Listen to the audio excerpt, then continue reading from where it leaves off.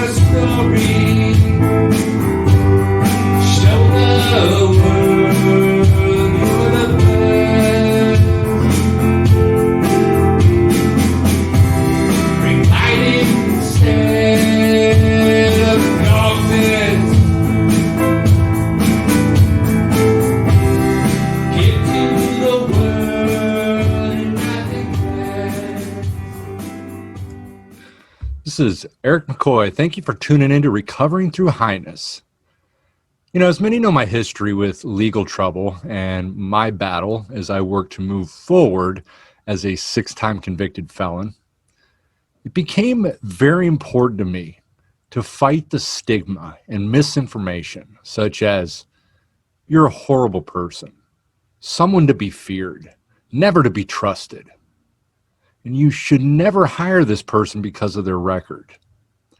I started Serenity Life Counseling in Anaheim in 2009 to help curb the recidivism by helping to empower those who had records, those that were in custody.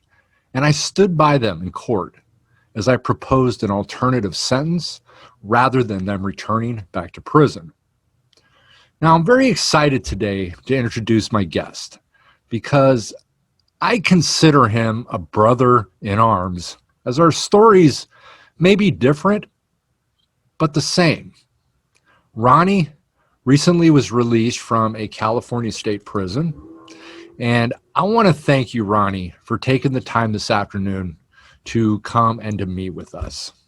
Yes, sir. No problem. Thank you for having me. Yeah, I want to ask you really quick, you know, as we look at this stigma that we have, and that, you know, you being a multiple convicted felon, and I think we talked that you had about 6 prison terms in your life and 30 something arrests throughout your life. What do you think is your biggest battle in getting back to society? I feel that the hardest part for me is, you know, adjusting to my surroundings and being around a lot of people, groups of people. A lot of people judge you. They judge you. They kind of look at you a certain way. Like, as you said, you know, it can't be trusted and what. So I think that, and getting jobs is a hard thing for all of us who've been to prison and are coming out into society. I think it helps if we have a roof over our head, like sober living or some kind of treatment and what. But a lot of these places, they have long lists to get in. So absolutely, it makes it easier when they do provide housing. You know, California has one of the highest recidivism rates in the country. And, you know, it statistically says that about 58% of individuals that are released from prison end up back in the system within 3 years. And that's compared to the national average of 40% when you're ultimately excluding California. And that's a crazy number. And I want to talk about that, but first, before we get to that, I want to ask you, where did your legal troubles begin? My legal troubles began in Riverside in 1996. Yeah, it was the first time where I caught a case and ended up in county jail, and ended up going upstate and caught my first number. For your first arrest? Yeah, I went to prison on that one, but I have a juvenile record that I had prior to the prison record. My first arrest was when I was probably about 13 years old, and it was for vandalism. You know, I ended up doing, I think, probably about a year or something like that, less than a year, 8 months. Okay. Yeah, because it was vandalism on my own house. Yeah, I was trying to get back into my own house. And then your first term, what did you go to prison for? The first term was for domestic violence. Yeah. And what happened with that? I ended up getting, I got 16 months, I believe, for domestic violence. And I took a lot of classes, took even classes aside from what requirements were, you know, I took parenting, codependency, life skills, anger management, along with the domestic violence classes during my time of incarceration. Because I wanted to get the best of, I wanted to gain the most knowledge I could and finding out what it was that was causing me to be the kind of person I was, and I've learned a lot from it. Has anger always been a problem for you?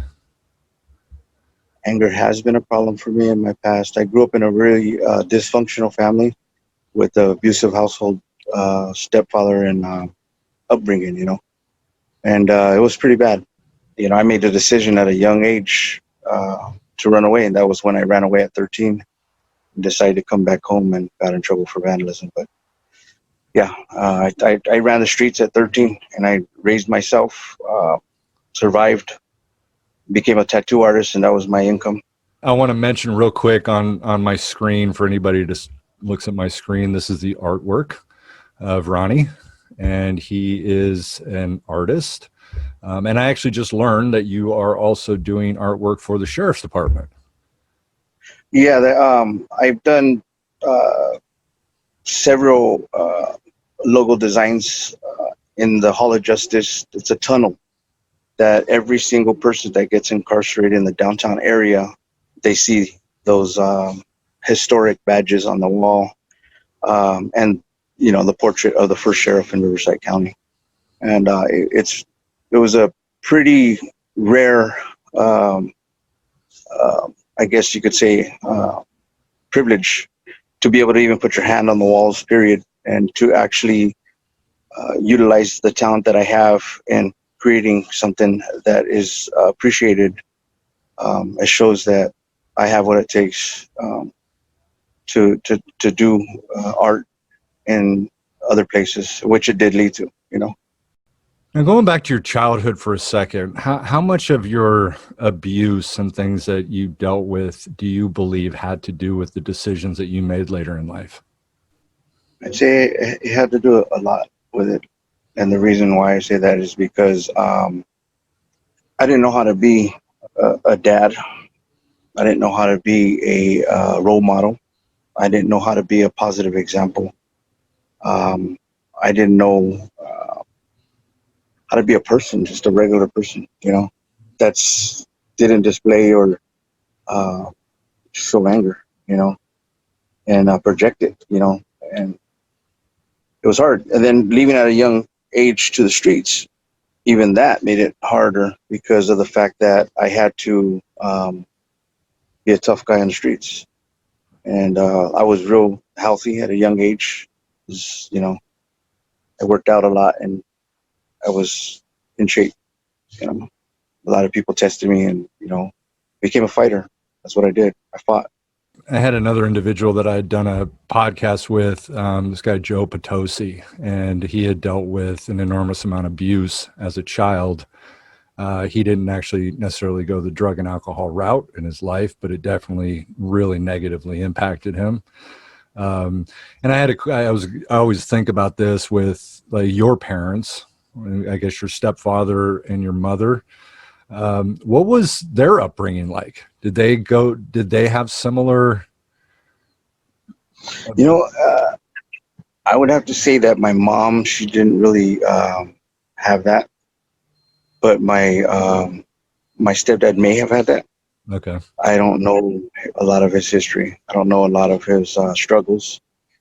I do know that he later on in life did apologize for his actions and how he treated me, and it was a hard thing for me to do. But I sat down with him and I explained to him how much he impacted my life in a negative way, and I forgave him, which was tough.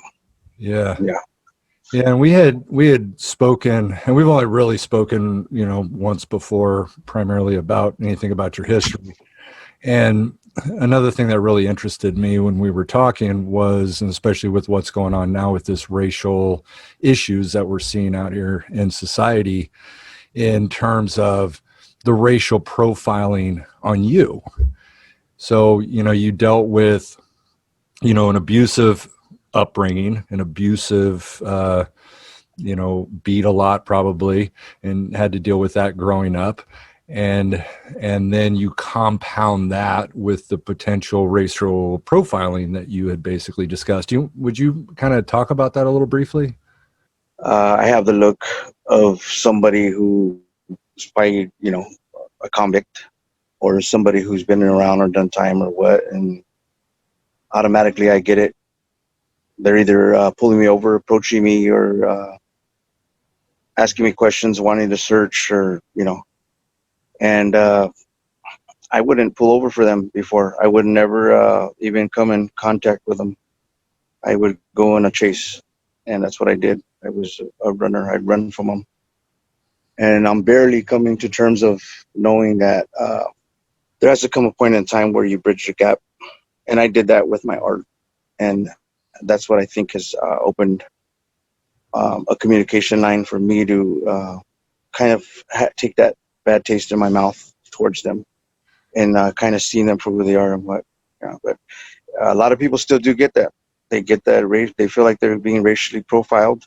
I feel like I get it at times still too. I'm Native American and Mexican, and I'm proud to be. And it's just one of those things where if they see someone like that with a nice car, or like my RV or whatever, they want to know who they are, or what how they got it, or whatever it is. And some people do work hard, and some people deserve to get a chance to have those nice things. And now you're running, from the police. Was that fear-based? Oh yeah, and the reason why it was fear-based is because of the approach. The approach wasn't always good with me. I'm a big guy, and if the car was under my name, of course they run the plates and they see that this is who they're facing. Automatically they want to call Sheriff's Tactic Force, and backup and K9 and helicopters and all this, and it's not even necessary. A lot of the times it wasn't necessary, and they made it into a big thing when it wasn't. I've been accused of charges at times, and later on found out that it wasn't me. And they apologized, because they tried to accuse me of robbing a 7-Eleven, and the person left latent prints, but they took me in custody for it, and totally swore up and down that it was me. And then when they got the video back from 7-Eleven, it proved that it wasn't me. And and that was a high-speed chase that could have ended in them taking my life, because it was Sheriff's Tactic Force, hostage investigators, battle ram, 9-hour standoff, and they really feared me. They really scared me, I should say, and they put a lot of fear in me. And when people are scared, they could sometimes react instead of respond, and sometimes they will make a lifetime commitment on a temporary feeling, and that they regret later. And I don't ever want to hurt nobody. I don't ever want to harm anyone or anything like that. I try my best to stand my ground as a person. But it's a fact, and it's proven that law enforcement has in the past been a huge problem for me in trying to get my life together. It really has, and it's a lot better now. But just like I shared with you right before the podcast, I got approached by sheriffs, and it's because I'm a new RV in the area, and people have RVs. If mine is legit, and you want to know who I am, you could run my plates. If I'm legit, then keep going. That's how I feel about it. But they wanted to, ask questions and what, and I complied, and they appreciated it. And I told them straight out, I says, look, I don't normally stop like this. I don't even open my door. I said I probably would have jumped behind my wheel and took off. That's how I normally would do it, because of fear, and because of me not wanting to ever have to go back. But you're gonna get caught, and I hardly got away with anything. Years ago in 2001, I was arrested 4 times in 6 months. And the first one of those arrests of those 4, I was running, and I came out of this gate and I saw all these sheriffs there. And so I laid down. I literally laid down, and I had a sheriff came that jammed his knee into my neck, just like similar to we hear that story. And I couldn't breathe, and I kept trying to scream, and I'm trying to fight them, right, to breathe, and they're screaming at me that I'm resisting arrest, as I'm continuing to try to breathe. And it's kind of ironic in that sense, of how it does look like I'm resisting, and yes, I am resisting because I'm trying to breathe. It's a fight for your life. It is. Yeah. And so you had a drug problem too. Yes. And you were telling me there was methamphetamine. Yes, How long had you used methamphetamine? 23 years on there. When you would leave prison, and you were obviously on parole, what would typically happen? What would be the things that would happen that would send you back into making poor decisions? Just feeling like I wasn't a part of, I think, was a big, huge thing. Acceptance of, like, you could live with family, you could stay with them, but you wear your welcome out. That's what people know.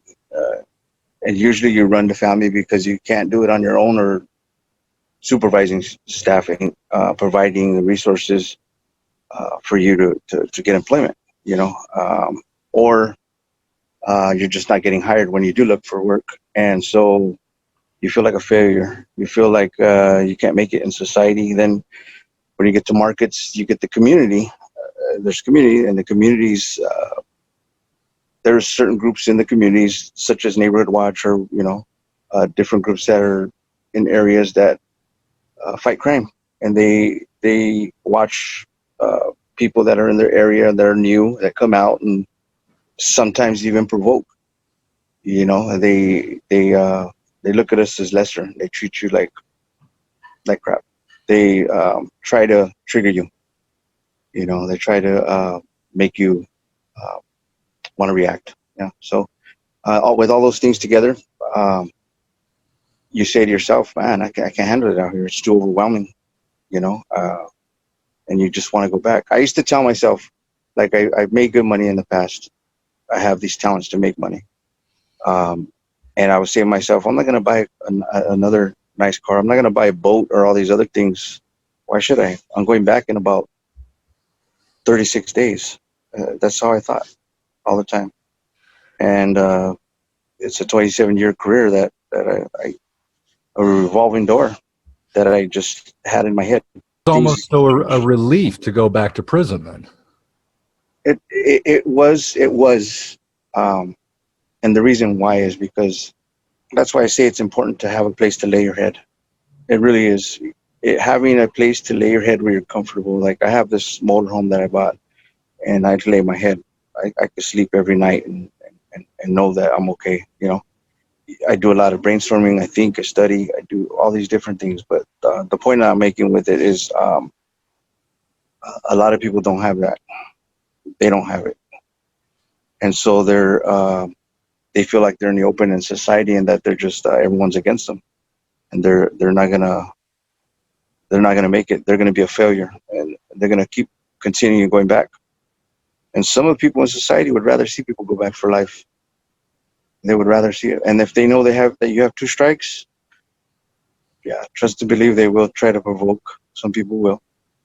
That's just all it is. When we kind of go back to the reasons why it becomes very difficult for people to stay out of prison. And there's a lot of different reasons, but one thing that I've thought heavily on is, that the Golden State government makes it unusually difficult for its struggling residents to find jobs. And, to stay out of prison, ex-convicts, they need a way to provide for themselves legally. And this is something that I've seen over and over. And people will get out of prison and they will try to get jobs, and people will deny them because of their record. And especially nowadays, they're running records more and more. And there's so many barriers to employment. And, we have a state where there's abundance of, licensing laws or certification, or you have to have worked in a certain field for so long to get the ability to perform those duties. Even when safety can be a reasonable concern, the requirements a lot of times don't match the occupation, right? I'll give you a number real quick, and I found this interesting, was that a California landscaper has to complete 1,460 days of training, where an EMT, an emergency medical technician, is only required to train for 28 days. And so if safety is a priority, shouldn't it be the reverse? And this is one of the biggest issues of why recidivism is so high in California, because there's so many standards on what you have to do to perform all of these different jobs. And you have to be certified, and you have to be licensed. Even in the industry that I work in, which is the substance abuse industry, you know, we have to be certified to be an addiction counselor. Now, we have a lot of people up in Sacramento that are working to shut down the ability for all these counselors who have records, right, to be able to do this, that you have to have licenses and these different things. So once again, here's just another thing of like, well, you know, you've got a prison record, so we don't want you to work in the field that you're an actual expert in, because you have all of this experience. And yes, I did go to college. You're the best person that you want. Yes. Real quick, if I could say something real quick on that note, what you just discussed right now on the licensings and all that. For inmates that get out, and then this is information that they don't tell a lot of the parolees and probation, that you're bonded, we're insured. If we get hired, they get cuts. The people that hire us get cuts, and it benefits them more in the future. And some of the best workers, you got to understand, these guys in prison work for 10 cents an hour. We work for 10 cents an hour, 23 cents an hour. We're hard workers. If we have a sense of direction of where to go with a job available and being accepted, we can make it out here. It'll keep us clean and sober, and keep us motivated to have that drive and doing good. A job is very important, I think. Yeah. So sorry, I just had to say that because a lot of people don't know about the, you know. Yeah. Do you know what are some of the places that will hire convicted felons? There's a list. I don't have the list, but there's a list that even has Walmart. I mean, I tried the Walmart, and I did get accepted for an interview, then furthermore to get hired, but I ended up getting another job, you know. But there's a lot of places that are felon friendly, and you could probably even Google felon friendly jobs available or resources. Yeah. Do you have a job now? Yeah, I'm working now. Well, I'm in transition to another job, but I'm working doing paintings. That's what I do. I do paintings. I do signs, banners. Eventually, pretty soon here, I'll be doing window paintings because we got the seasons coming up, you know. And then, you know, I do tattoos also on the side, and I'm returning back to another area with a job opportunity for me to participate with a program that has resources in truck driving. They have a ranch with animals and stuff like that, which I have experience in working on farms and that.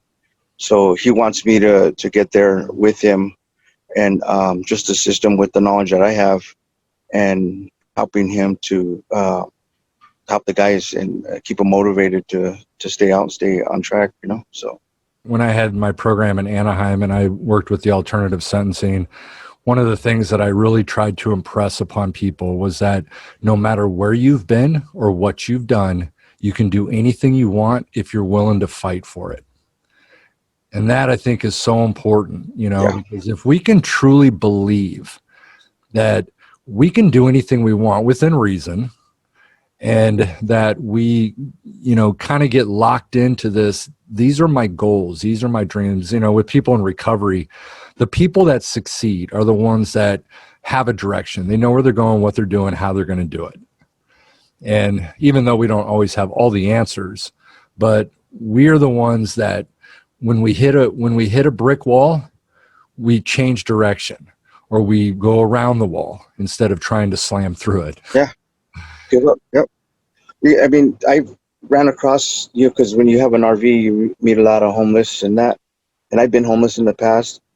Man, talent, skills. Like these guys are amazingly like they got the skills, that to make a good life, and they're just not given a chance. Sad. It's sad, man, because they're over here working for pennies, helping people, switch out motors and every little wiring and like nothing, and they could be making really really good money, and they're not given the chance. People think, oh, they're a felon, they're gonna take from me, or that's what this program that I'm going to that he's offering. He has 5 different businesses. Like I shared, he has tow truck company, truck driving. He has the farm. He has a storage unit, and all of these places that he has is convicts working at them, and all of them are given a chance, to do something with their life and make it, so that they get that taste, and that's all we need. That's all we need is just a chance, Ask the questions when you have somebody. Ask them what they're good at. You'd be shocked. You'd be surprised, and the hidden talent. A lot of them don't even share it. They don't share it. I'm multi-talented in a lot of different ways, and I'm very grateful for that. I don't share it with a lot of people. I do have the music and stuff. I've been in the studio, and the 2 songs I wrote were about changing my life, and the cold reality of if I didn't, I'm going to end back up in prison. And I wrote those songs from my heart, and that was it's a part of my story. It's a part of my life. It's an accomplishment, a goal that I set for, and I accomplished it. I've been learning to set myself these goals and follow through with them. It's hard. It's tough. You have a lot of distraction, and it's unfortunate that some of these places that people do go to, rehabs, treatment centers, sober livings, not all of them are good. I'll be honest with you. Not all of them are good. A lot of them are greedy. A lot of them are doing things that are, aren't along the lines of really caring for the people that are there. And that's important. That's very, very important, because when you have somebody that's reaching out for help, they ended up overdosing and just sent to another program and a detox. And it just continues. It's a continuous cycle. No, it's not how it works. You go there to get the help, and the ones that are successful are the ones that have been around for the many years that they have. I think it's important for them to start looking at rehabilitation as opposed to incarceration. That's important. They got that CDC-R. It used to be CDC, and they added that R. The courts gave them discretion to make the decision on as to who they felt fit the requirements or were fit for society and rehabilitated. And if you've seen the inside of how it works and how it is now, they don't have no classes. They don't have no kind of resources before you get out. And you could write as many requests as you want. They're not going to give you my experience, they didn't give me no resources, not even 2 or 3 sober livings or nothing. So I got out and had to find everything. Luckily, I did a little bit of homework beforehand. And unfortunately, the person that was assisting me to get somewhere, he wasn't all the way in with his heart. So I had to step away from that. And I had to make the decision, like, I'm going to do this on my own. I'm not going to give up. It's tough when somebody lets you down who's claiming to be, somebody who's genuinely cares. And, he didn't. So I had to make that decision, like, you know what? Do I give up? Do I give up? Do I fall and end up back? I got to push. I got to keep going. And that's what I did. Dusted myself off and I kept pushing, What's the longest that you've been out of prison in between prison terms? I'd say about 7 months. I got more time inside than I do outside in my life. So what's different this time? Man, what's different this time is that I'm older. I've taken a lot of steps. I've reflected. I took self-inventory. I realized after hearing other people that are never going to get out.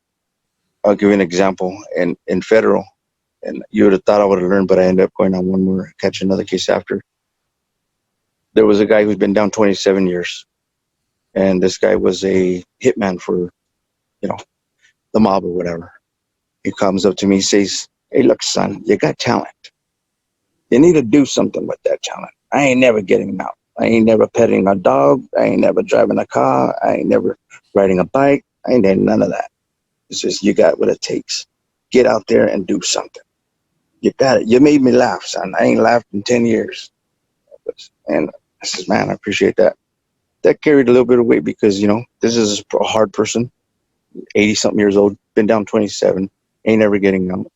It hit me hard, you know, and I took that with me, and I did the, you know, the comedy thing for a little bit, and that, and it's not where my heart was at. So, but it's, I think of all those things now. I think of the consequences when that cop pulls behind me, or the lights light up. When an ambulance is around, I pull over to the side. When I see those caution signs, I slow down. When a cop pulls behind me and hits the lights, I get upset. I get upset for the first few, and I start to pull over, and they just take off, keep going. I almost want to think that they're doing it to see if I'm gonna comply. Um, but the biggest thing that's different now is that I've changed, man. I've changed, and I have a higher power, a God that I believe in, and I know that He's gonna take care of me. I know that I didn't live this long and survive the many things I survived. You know, being stabbed, shot, jumped, left for dead, beat down by Riverside law enforcement, you know, RPD and that, and gnawed up by K9 and all that. And even as I had 911 on the call, surrendering, and that dog was gnawing me up on my leg, man, and bit me, clamped on me. I told him I feel like I'm dying, and to hear him say that, I hope this is the last thing you see, showing me his badge, it's pretty heavy. It does something to you, to make you not want to trust. You feel that way towards all of them, and not all of them are like that. I'm starting to see that now, you know, because this happened years ago, but I'm starting to see that. And things are better now, but they could be a lot more better. They have teams that work with homeless people, and so their approach is different now. It's on their websites and stuff, and it's supposed to be approach of, how you doing, are you on any medications, or, because a lot of them have mental cases. Their mental health, dual diagnosis, or their mental health, they have mental health issues. So of course, when you come up to someone who has mental health issues and possibly in their addiction, and you're coming with aggression, they're going to react. They're going to run from you. They're going to mouth to you, or they're going to react in violence. But the approach is real important. It's really, really important how they talk, how they come. It doesn't take 2, 3, 4 cops to show up if you're just checking if someone called. That's a power play. I want to be there with my grandkids. I want to raise them. I want to be there with my beautiful daughter, and be reunited with my family. I think one of the toughest things on this time of my release is something that I had to deal with that was hard. And it was the death of my uncle. My uncle was my dad. He was the person that I called every time I got out, and I ran to, because he hired me. He worked in the film production, in movies and low budget pilot series sets. And I used to go to the sets and see Pamela Anderson and Natalie and a lot of these different series that were out. And it made me feel like I was a part of something. And then people would say, when I would be singing and stuff, they say, "You need to be here. You sing," because I was singing at this show called The One. And it was just a low budget pilot. And I was cleaning while I was singing, and the lady came out. She says, "Where's so-and-so?" And I go, "Oh, I don't know." She goes, "I just heard him singing right now." I go, "No, that was me." She goes, "That was you?" And I go, "Yeah." She goes, "Let me hear that again." And I sang. She goes, "You need to be here." And but it just, little things like that. But I wasn't ready for it. And um, I always wanted to be in a movie or create, because I have this, man, my life is a movie. with the things that I've overcame and done and seen in my life, it'd be a really good movie. And I've been around those directors and producers, and I didn't treat them no different. I didn't act like I was starstruck or nothing. I wasn't ready. I'm ready now. I want to do something, either write a book or I want to do something. I think it needs to be out there. People really care about people. It's like we need to stop judging a book by its cover. And we need to also remember that people can change. Yeah. People have that ability to change. You seem like a fantastic guy, you know, and you seem like you have a heart, but that's not normally what prison is, right? If you were to kind of summarize something that you could share that would help people, what would that be? I would say when you see an opportunity, don't pass it by. Share your talents or what you got to offer. Take the chance. If you see a business that can use, if you have a certain skill set in that type of business, go up there, approach it, ask them, share with them, tell them, look, I'm a felon. I made some mistakes in my life, but all I'm asking is that you give me a chance. This is the years that I have of experience. This is what I can and can't do. You have to be sincere. You know, you have to separate yourself from negative influences that are going to keep you on the ground, kick you when you're on the ground, and start to surround yourself with positive people that are going to help you fly in life, and give yourself a chance.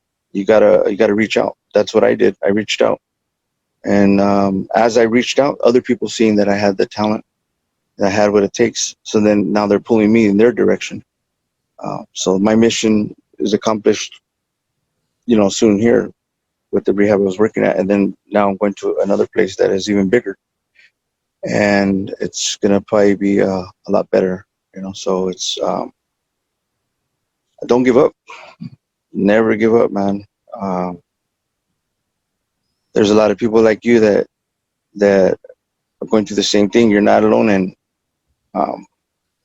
there's certain duties that even probation have, you know.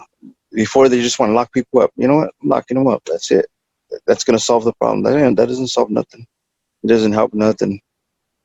And now they're being a little bit more lenient. They're understanding, and that's important. It's tough for people like myself to still even